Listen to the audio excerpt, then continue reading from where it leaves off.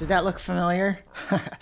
If learning new pieces takes you months or even years, you're not broken. You've either skipped working on sight reading or you're choosing material that's too hard, stopping and starting, and taking your eyes off the music to look at your hands. In this video, I'll show you a plan that fixes those three things in 10 minutes a day. And if you want help picking your level or finding out what resources to use, join my group, Piano with Rebecca B.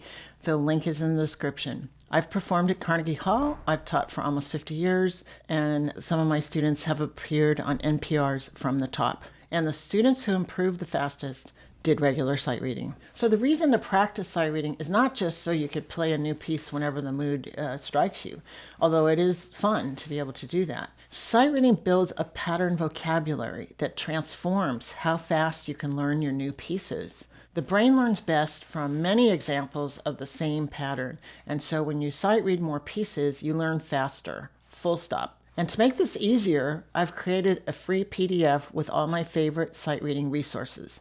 And I have a Piano Marvel discount code that you can grab in the description. Here are 3 important things you need to know. Point 1, most people start too hard. Almost everyone that has come to study with me that can't read, if I suggest they sight read, they start with something that is way, way, way too difficult. You need to pick something that you can play 85% of it correctly on the very first try. And I mean notes and rhythms correctly on the first try. Now, you could be playing very advanced repertoire and not be able to sight read hardly at all. And I've had lots of students come to me like this, where they cannot accurately read music that just has one note at a time or maybe one note for each hand at a time. Just can't do it. If that's you, don't worry about it. If you practice sight reading, you will get better. So in practice, what does this mean for most adult learners? Well, first you need to teach your eye and hand how to read notes well within a 5-finger span without having to worry about leaping or putting the thumb under. So you want to do that until you can fluently play single lines. Maybe first start with music where one hand plays and then the other, and then you can build up to music where you're playing one note at a time in each hand. No moving, and you're using all 12 major and minor keys. So most piano books where you're learning to play completely skip this. They teach you how to read notes maybe in a C major pattern, and then they start putting chords in there, and then, 3 pages later, they have you leaping around. And that's fine for learning the skill of leaping, but it is not teaching you to read well. So you need to go back and fill in that foundation where you can read single line melodies easily. Point 2, spatial awareness. Don't look at your hands. Every glance down will break your visual connection with the music. That's what we're trying to build here, that your eye can follow the music and that you do not need your eyes to find the notes on the keyboard. I had a student, Tyler, who it took him a long time to learn his pieces because he basically had to memorize them before he could play them. And then he started sight reading, and his learning rate quadrupled. I'm not kidding. I mean, it will work. It works. So you need to have your fingers be able to find notes on the keyboard without having to look. I've even had people who, even when their hands aren't moving, they need to look at their hands anyway. When they're playing 5-finger music, they're looking at their hands to make sure that, I don't know what they're looking at, that the correct finger is going to play, or that their hand didn't accidentally move, something.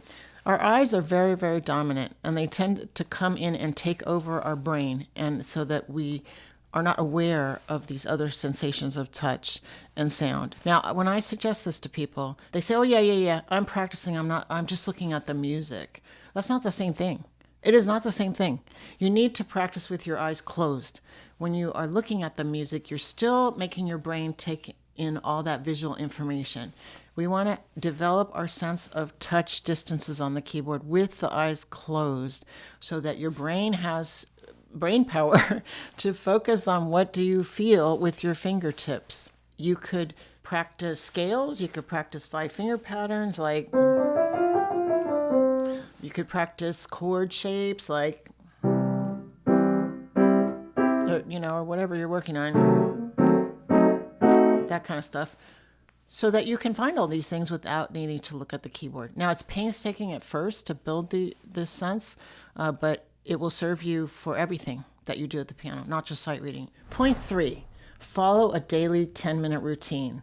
So use this routine in at least 75% of your practice sessions. And here's exactly what to do. Pick an easy, on-purpose excerpt and then do a 10-second scan through the music. You're looking what the key signature is. Do your hands have to move? You're looking for repeated patterns, repeated intervals, chord shapes. Then start playing. Keep your eyes on the music and your ear and eyes one beat ahead of where you are. Read at a steady pulse 1 to 3 times max at the same tempo. Then move on to a different part of your piece. No stopping to correct. Train your brain to think ahead and your fingers to trust your muscle memory. It does not matter if you make mistakes.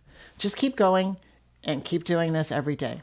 If you want me to check what you're doing, join Piano with Rebecca B, and you can post your questions in our group. And I reply inside our community discussion forum so that you can stay on track. Now, my favorite resources for sight reading are apps. And I have 2 favorites, Sight Reading Factory and Piano Marvel. By the way, this video is not sponsored. So apps like Sight Reading Factory, Piano Marvel are great for enforcing these concepts that I'm talking about.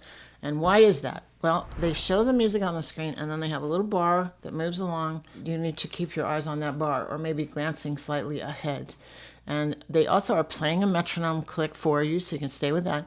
And they're playing the notes that you're supposed to be playing at the same time so that you can tell if you're getting it right or not. And when I taught lots of kids and they all had to learn to sight read, they said that was their favorite thing about playing with an app, is that they could actually tell if they're doing it right or wrong. And I found they got better much more quickly when they used the app with this feature where they could tell if they're getting better. So some other things I like about Sight Reading Factory specifically are that you can put the settings where you're focusing on a specific key, like one you're not good at, or a specific time signature. So sometimes people have trouble with 6/8, 9/8, 12/8. So you can work on only those kinds of examples until you feel that you have a good feel for those keys. And I recommend that you take on one new key at a time and keep reading in that key till you feel fluent in that key, then add another key. And also, it displays the notation of the rhythms on the screen, but you also hear how the rhythm goes as you're trying to read.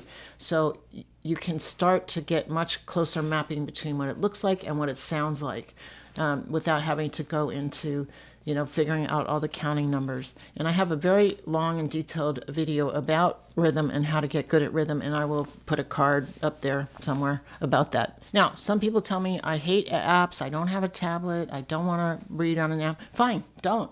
Get a book. Download a PDF that's at the key is the right level, and the key is finding something that you will do.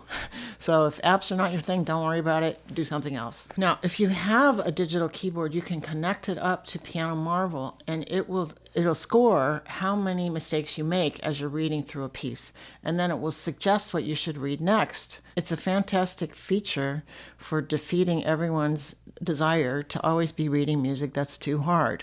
So I'm very fond of that feature. And it's inside the app. It's called SASR. I'll put it on the screen. I'll have a screenshot here. So check the screenshot. That's what you're looking for in the app. There's a whole bunch of other stuff in there, but the thing I'm talking about is this SASR. Now, sometimes people will ask me, they'll say, well, you're always saying to play it 100% perfectly. What about that $100 bill thing? So now you're telling me I can go ahead and make mistakes. What gives, right? So the point, it's 2 different things. When you're learning your repertoire, some piece that you're going to be working on to make it get better and play as well as you possibly can, that's completely different than sight reading or even just playing through a piece for fun. So you need to keep those 2 things separate in your mind. If you're just playing something for fun, it's fine if you make mistakes. But if you want to actually learn the piece to where you can execute it very, very well, you cannot allow yourself to practice mistakes. So when you're sight reading, we're not going to be playing this piece more than maybe 3 times max. So it's fine to make a mistake and keep going. You're never going to see that piece again. So you are not patterning in mistakes. That's the answer to that question. Sight reading doesn't have to be mysterious or frustrating. You just need to start at the right level for you and keep with the right routine. Join Piano with Rebecca B today and lock this habit in with live Q&A support, and we also have classroom replays. And be sure to download the free PDF in the description with my favorite sight reading resources and the Piano Marvel discount code. If you use even one of the tools, that I just showed you, you will transform your playing. And watch this video next about the importance of practicing with your eyes closed.